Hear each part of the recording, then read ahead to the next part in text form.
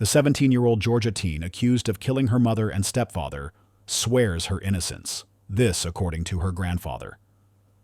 Dennis Nolan, the grandfather of murder suspect Sarah Grace Patrick, spoke with News Nation's Banfield on Thursday night, sharing details on his conversations with both Patrick and investigators about the case following her arrest.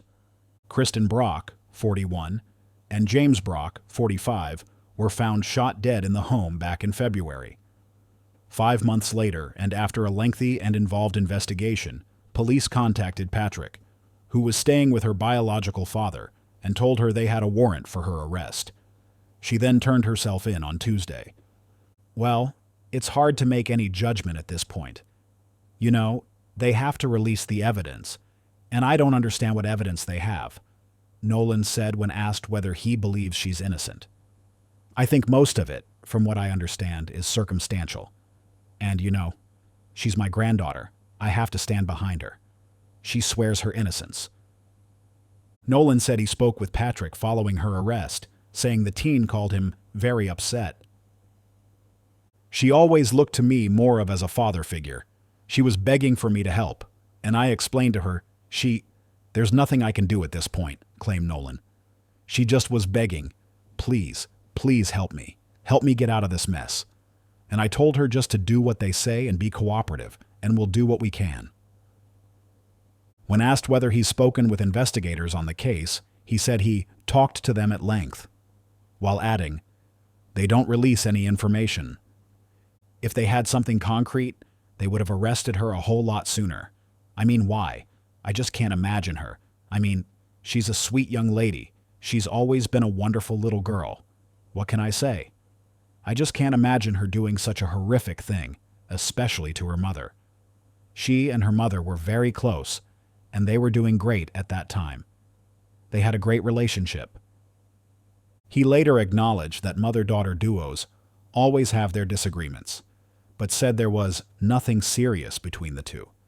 He also alluded to Brock's strange past, claiming he was part of a motorcycle gang, and wondered whether the murders were James's past coming back to haunt him.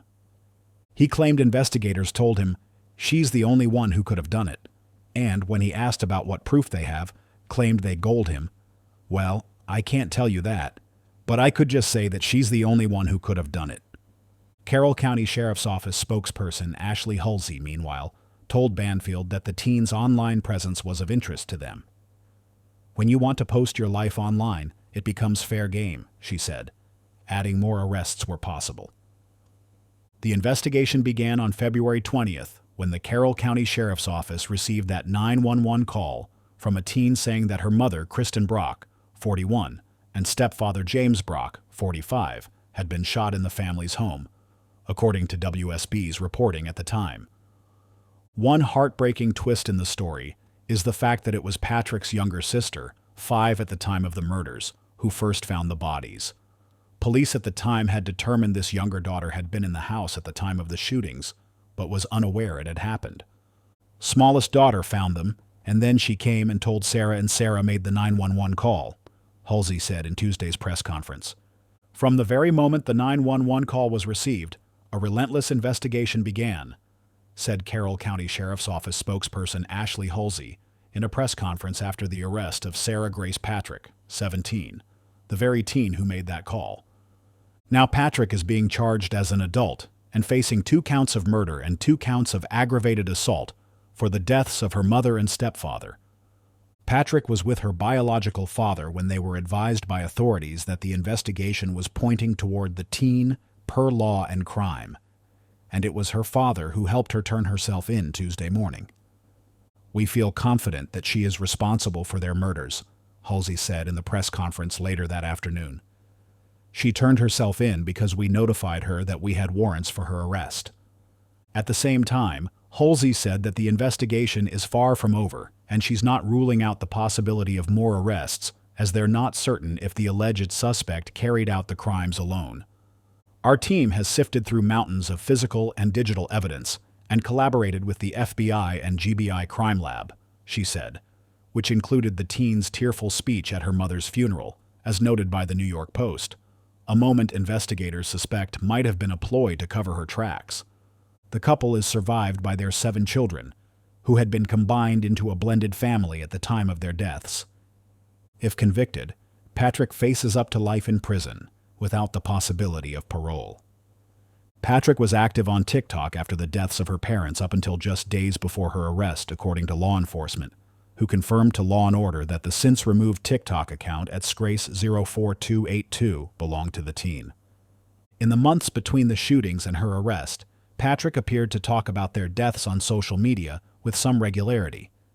In one post from May 17th, per Law and Crime, which was ended with the phrase, "Should prob delete later," Patrick purportedly questions how someone could shoot her parents in text overlays. The TikTok featured a photo collage post of pics including both the Brocks and her younger sister, per Law and Crime. In a text overlay, Patrick purportedly wrote, "If you asked me about my mom and stepdad, I'd say I miss them so much. I feel so homesick, and I miss them so much, I can't stand the fact I can't see them anymore. This sucks more than anything possible," the message continued. "I'm in a horror movie that never ends. And on top of everything, I still have no answers. I'm so confused on how someone could have done this, and even more confused on why. Why them? Why that? Just why? How could they?" She captioned this post, "Please send prayers for healing," per Atlanta NBC affiliate WXIA. The first post mourning the losses came on March 1st, just weeks after the Brocks were shot and killed. Over that video post of the couple before their deaths, the then 16-year-old Patrick purportedly wrote, "They don't know it, but a year from now, me and my 5-year-old sister would find them wrongfully shot dead in our home and won't get to watch me graduate high school, see me walk down the aisle, and couldn't even say goodbye." There were reportedly many videos in that 5-month span between the Brocks' deaths and Patrick's arrest for their murders, including many with Patrick sobbing and lamenting their absences in her life.